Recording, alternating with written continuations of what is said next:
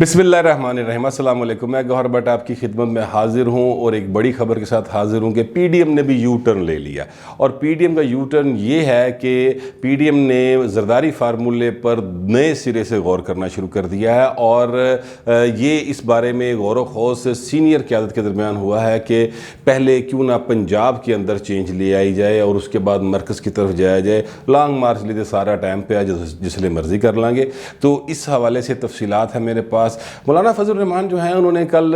मरीम नवाज़ साहबा से और हमजा शहबाज साहब से मुलाकात की थी। वो उस मुलाकात की वजूहात क्या थी वो मैं आपके सामने रखना चाहता हूँ। नवाज शरीफ के साथ एक रोज़ पहले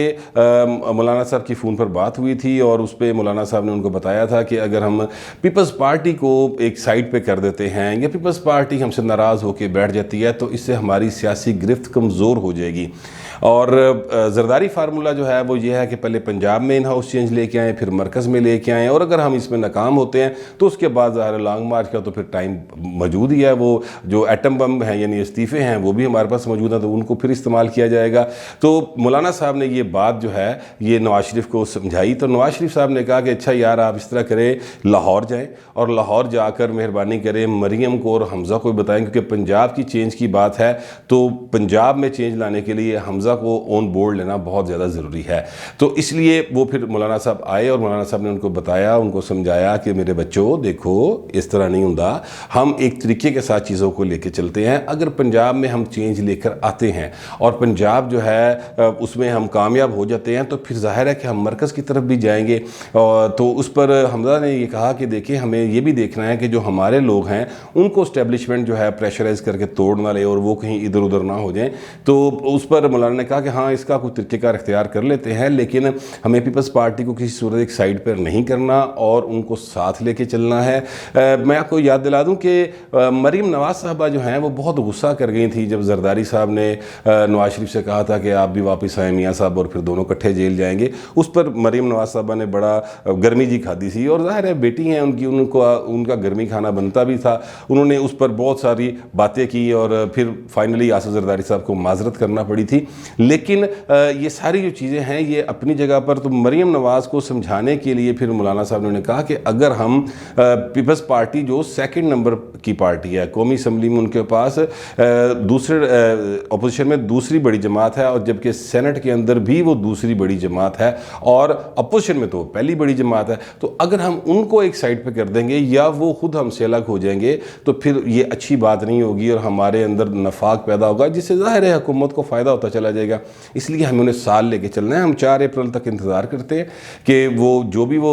फ़ैसला लेके आएंगे उसके बाद फिर हम उनको बताएंगे। और आप ये देखिए कि पंजाब के अंदर चेंज लाने के लिए क्या किया जा सकता है। ख़ास तौर पे हमज़ा से उन्होंने कहा और हमज़ा शहबाज ने कहा जी मैं बिल्कुल देखता हूँ इसमें क्या किया जा सकता है, लेकिन एक बात तय है कि हम किसी सूरत भी मुस्लिम लीग काफ को वज़ारत आला नहीं देंगे। उन्होंने वैसे आना है, बेशक आ जाए, नहीं आना ना आए, लेकिन जो वज़ीर आला का उम्मीदवार होगा वो मुस्लिम लीग नवाज़ का ही होगा। और उसके अलावा जो हम वहाँ से उनका फॉरवर्ड ब्लॉक बनाएंगे या जो लोग हमारे साथ राब्ते में हैं वो आके हमें वोट करेंगे वो एक अलग बात है, लेकिन हम किसी सूरत भी मुस्लिम लीग काफ को जो है वो इस वज़ारत आला नहीं देंगे। जिस पर मौलाना ने कहा ठीक है ये आपका राइट है और इसमें हमें कोई इतराज़ नहीं है, लेकिन आप इस पर गौर करें। तो इस तरह से अब बात यह है, कुल मिला के कहानी नवाब ट्यूबल वाली वो ये है कि जिस ज़रदारी फार्मूले से पीडीएम ने फ़रार हासिल किया था और पीडीएम ये कह रही थी कि जनाब हमें ज़रदारी फार्मूला काबिल कबूल नहीं, और बड़ी गल्लां हो रही हैं, बेतहाशा बातें भी ट्विटर के ऊपर जियाले और मतवाले एक दूसरे ने टकरो टकरी हुए सन और एक दूसरे की जो है ना पत लगा रहे थे। कोई मरीम के बारे में हर्जा सराई कर रहा था तो कोई आसिफ ज़रदारी के बारे में हर्जा सराई कर रहा था। तो ये सारा कुछ इन दोनों के दरमियान चल रहा था, लेकिन फिर चूँकि सियासत है, सियासत में किसी भी वक्त आप नए हालात पैदा हो सकते हैं और उनके मुताबिक नई तरीके से एडजस्टमेंट की जाती है। डे टू डे अफेयर जो है वो सियासत को इसीलिए कहा जाता है। तो मौलाना फजल रहमान ने फिर آ کر کل ان کو ایک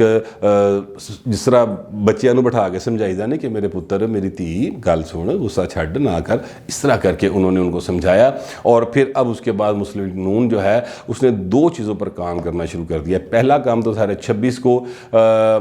جو مریم نواز صاحبہ ہیں ان کی پیشی ہے، اور اس کے لیے مسلم نواز نے تیاریاں بھرپور طریقے سے شروع کر دی ہیں. حمزہ شہباز جو ہیں وہ آج سارا دن اپنے دفتر میں رہے، لوگوں کو بلا کے ملاقاتیں کرتے رہے. رانا ثنا جو ہیں وہ بہت زیادہ ایکٹیو ہو گئے ہیں، لاہور کی تنظیم ایکٹیو ہو گئی ہے، اور بہت سرگرمی نظر آ رہی ہے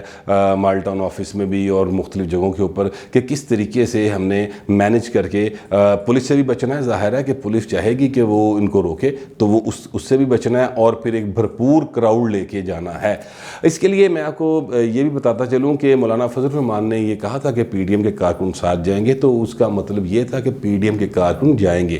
یعنی مولانا فضل الرحمان کے جو یہاں پہ مدرسے کے لوگ ہیں یا جو ان کے چاہنے والے ہیں وہ بھی اس میں مریم نواز صاحبہ کے ساتھ ہوں گے. اور جو نون لیگ کہتی ہے یا پی ڈی ایم کے لوگ کہتے ہیں، وہ کہتے ہیں جناب ہم ہزاروں لاکھوں کا مجمع لے کے جائیں گے. لاکھوں کا خیر تو چلے نہ ہوا، 8-10 ہزار بھی بندہ ہو گیا تو بڑا بندہ ہوتا پائے نا، یہ نہیں سانبھا جاتا 8-10 ہزار بندہ. چارج کراؤڈ اتنا بہت بڑا کراؤڈ ہوتا ہے. تو وہ کہتے ہیں کہ ہم یہ سارا کچھ کریں گے، اور وہاں پر جا کے پھر اس دن میدان لگے گا، پھر وڈا میدان لواں گے، پھر اسی دساں گے انہوں کہ میدان لگتا کس طرح ہے. یہ اس قسم کے جو ہے نا پی ڈی ایم کے رہنماؤں کے، خاص طور پہ مسلم لیگ نون کے رہنماؤں کے جو ہیں وہ جذبات اس وقت بہت زیادہ بھڑکیلے ہوئے ہیں، اور وہ سمجھتے ہیں کہ ان کے ساتھ بہت زیادہ زیادتی ہو رہی ہے. دوسری خبر یہ ہے کہ یوسف رضا گیلانی صاحب نے یعنی پیپلز پارٹی نے اسلام آباد ہائی کورٹ میں چیلنج کر دیا چیئرمین سینٹ کا الیکشن، اور انہوں نے کہا ہے کہ ہمارے 7 ووٹ مسترد کیے گئے اور جو کہ ویلڈ ووٹ تھے، اور اس میں observations supreme court of Pakistan کی موجود ہیں، فیصلے موجود ہیں کہ انٹینشن دیکھنی ہوتی ہے کہ انٹینشن جو ہے ووٹر کی کیا ہے، تو وہ اس حوالے سے فیصلے موجود ہیں. لہٰذا اس الیکشن ان کے سینٹ کے جو ہیں اپنا انتخاب جو ان کا نوٹیفیکیشن ہوا اس کو کینسل کیا جائے اور ہمارا نوٹیفیکیشن جاری کرنے کے احکامات جاری کیے جائیں. اچھا، اس میں آپ کو تھوڑی سی ایک انسائٹ دینا چاہتا ہوں، اور انسائٹ یہ ہے کہ یہ جو کچھ اس وقت پیپلز پارٹی بھگت رہی ہے نا چیئرمین سینٹ کے الیکشن کے اوپر، یہ ان کی اپنی مطلب ہے کہ کارستانی ہے. فرینکلی اس میں کسی نے کوئی رول پلے نہیں کیا سوائے ان کے اپنے کے.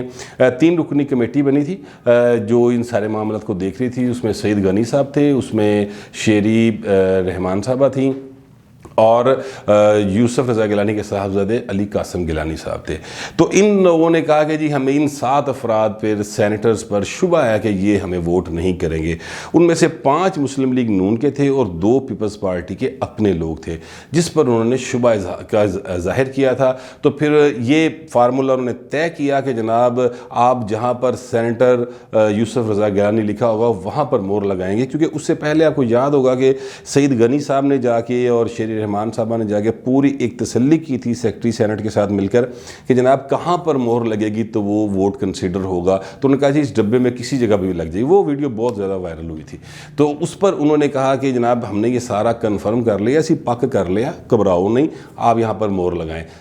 جیسا مسلم لیگ نواز کی قیادت نے اپنے سینیٹرز کو کہا کہ بھی آپ 5 لوگ یہاں وہ مہر لگائیں گے، پیپلز پارٹی نے کہا اپنے لوگوں کو آپ 2 یہاں پر مہر لگائیں گے. انہوں نے اتنے مہر لاتی، انہوں نے قصور ہی کوئی نہیں. اس کے بعد پھر نتیجہ یہ نکلا کہ وہ جو بیٹھے ہوئے تھے وہ شاہ صاحب وہ انہوں نے پھر کہہ دیا کہ جناب ایسے اسی نہیں مانتے، یہ مہر یہاں پہ آنی چاہیے تھی، یہاں پہ نہیں آنی چاہیے تھی. اس بنیاد پر وہ یوسف رضا گیلانی صاحب سینیٹر بنا تو رہ گئے. ورنہ اگر یوسف رضا گیلانی صاحب اس دن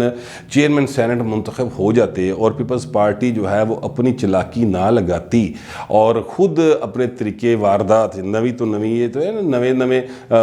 بچے آتے ہیں تو وہ باپ کو بتا رہے ہوتے ہیں کہ ابا موٹر سائیکل لائن چلائی دی، سائیکل لائن چلائی دی. اس طرح سے وہ قاسم گیلانی صاحب اور دوسرے جو تھے انہوں نے چلانے کی کوشش کی. نتیجہ ہوا کھڈے جا ڈگے. لیکن بہرحال جو قانونی ماہرین ہیں ان کا کہنا ہے کہ اس میں ان کو ضرور ریلیف مل جائے گا، کیونکہ ظاہر ہے کہ اس حوالے سے کافی جو ہیں وہ آلریڈی سپریم کورٹ کے بڑے واضح احکامات اور آرڈرز موجود ہیں، اس لیے بڑی امید ہے ان کو. بہرحال وہ اب کیس لگا ہے اور میرا خیال ہے 1-2 روز میں اس کی تاریخ بھی ہے تو پھر پتہ چلے گا کہ آگے کیا سین بنتا ہے. لیکن یہ اس وقت جو پیپلز پارٹی جہاں پر پھنسی ہوئی ہے وہ پھنسی صرف ایس غلطی ہوئی ہے کہ جناب اسی جڑا نا غلط کر بیٹھے، اب وہ مان نہیں سکتے خود ظاہر ہے کیسے مانیں، اپنی غلطیاں ہیں، لیکن یہ بات بڑے کنفرم ذرائع سے مجھے پتہ چلی تو میں نے سوچا یہ آپ تک پہنچا دوں۔ اس کے ساتھ ساتھ یہ بھی بات ذہن میں رکھیں کہ آصف زرداری کا جو فارمولہ ہے نا وہ بڑا قابل عمل قسم کا فارمولہ پیش کرتے ہیں۔ وہ کہتے ہیں دیکھیں ہمیں گراؤنڈ کے اندر رہ کے کھیلنا چاہیے، لیکن پی ڈی ایم کی قیادت کو یہ بات سمجھ جذباتی ہو جاتے ہیں نا، بڑے جذباتی ہو کے اور جس طرح پرسنل ریونج ہوتا ہے نا اس انداز میں وہ چیزوں کو لے کے آگے چلتے ہیں۔ تو اس لیے پی ڈی ایم کی قیادت تھوڑا جا وہ کہتے ہیں پتھر چاٹ کے واپس آنے والی بات، تو وہ قیادت پتھر چاٹ کے واپس آ رہی ہے اور زرداری صاحب کے فارمولے کی طرف جا رہی ہے۔ لیکن پیپلز پارٹی اور مسلم لیگ نون کے درمیان ایک اور تنازع بھی موجود ہے جو کہ مجھے لگتا ہے کہ مسلم لیگ نون کو اس پر بھی تھوڑا سا بیک فٹ پہ جانا پڑے گا، کیونکہ مسلم لیگ نواز نے اعظم نذیر تارڑ جو کہ ریسنٹلی سینیٹر منتخب ہوئے ہیں اور ان کا کسی بھی ایوان میں پہلا تجربہ ہے بیٹھنے کا، ان کو انہوں نے اپوزیشن لیڈر کے طور پر نامزد کیا ہے، جس پر پیپلز پارٹی ظاہر ہے بہت زیادہ ان کا سخت اور جذباتی قسم کا سٹینس ہے۔ وہ کہتے ہیں کہ جناب یہ شخص جو ہے یہ بے نظیر بھٹو کے جو قاتل تھے اور جو پولیس والے تھے ان کی طرف سے وکیل مقرر ہوا تھا، تو یہ بے نظیر کے قتل میں ہمارے مخالف وکیل کے طور پر پیش ہوتا رہا، تو ہم اس کو کسی صورت قبول نہیں کریں گے، آپ اس کو چینج کریں۔ ویسے تو پیپلز پارٹی یہ کہہ رہی ہے کہ جناب آپ کا اپوزیشن لیڈر ہوگا ہی نہیں، ہم سب سے بڑی جماعت ہے، ہمارا اپوزیشن لیڈر ہوگا سینٹ کے اندر، لیکن یہ بات ہر پیپلز پارٹی کی ٹھیک نہیں ہے۔ جب آپ چیئرمین سینٹ لے لیا تو فارمولے کے تحت اپوزیشن لیڈر نون کی بنتا ہے، لیکن جس بندے کو نامزد کیا گیا ہے مسلم نواز کی طرف سے اس کو پیپلز پارٹی کسی صورت قبول نہیں کرے گی، اور اس بارے میں بڑا کلیئر کٹ اور سخت قسم کا سٹانس جو ہے وہ بلاول بھٹو نے لیا ہوا ہے اسٹینڈ۔ وہ کہتے ہیں کہ میں اپنے ماں کے قاتلوں کے حمایتی کو کسی صورت برداشت نہیں کر سکتا کہ وہ بیٹھ کے وہاں پہ اپوزیشن لیڈر کا رول پلے کرے، تو اس لیے وہ اس کے اوپر مجھے لگتا ہے کہ مسلم لیگ نواز جو ہے اس کو تھوڑا سا بیک فٹ پہ جانا پڑے گا، اور ان کے مطلب 16-17 سینیٹر ہے یار، کسی اور کو بنا دیں۔ مسلم لیگ نواز بھی جان کے میرا خیال ہے اس جگہ پہ جا کے پیپلز پارٹی کے زخم پر نمک چھڑک رہی ہے، تو یہ ایک چیز ہے جو کہ ان کے درمیان ایک تنازع کی وجہ موجود ہے ابھی۔ لیکن ظاہر ہے کہ اب جو مین بات ہے وہ مین بات یہ ہے کہ اگر مسلم لیگ نواز اور مولانا فضل الرحمان نے اس فارمولے پر غور کرنا شروع کر دیا ہے، جو کہ کر دیا ہے، میرے پاس کنفرم اطلاع ہے جو میں نے آپ کو دی ہے، تو اس کے بعد پھر ظاہر ہے کہ پیپلز پارٹی کی طرف سے بھی کچھ اچھے جیسچرز آنا شروع ہو جائیں گے، اور یہ اطلاع جیسے ہی زرداری صاحب کو پہنچے گی یا مولانا صاحب 10 کے آئے ہوں گے یا 10 دیں گے، تو اس کے بعد پھر ظاہر ہے کہ ایک بہتر صورتحال جو ہے وہ پیدا ہونی شروع ہو جائے گی۔ لیکن سب سے بڑا مارکا جو 26 کو ہونے جا رہا ہے وہ بہت بڑا مارکا ہوگا اگر نیب نہ نسیتے، کیونکہ مریم نسن دے موڈ چ نہیں، مریم اور اس کی پارٹی میدان میں آ کے ڈٹ کے لڑنے کو تیار ہے۔ رانا ثناء اللہ نے کہا ہے کہ اب مریم کو بلایا تو نیب سے میں کہوں گا ذرا حوصلہ کرو، ان کھلوتے رہنا، اس طرح کی لینگویج ہے، تو دیکھتے ہیں کہ کیا صورتحال آگے بنتی ہے۔ میرے پاس جو اطلاعات تھی میں نے آپ کو پہنچا دی، فی الوقت اتنا ہی، ملتے ہیں اگلے ویلاگ میں۔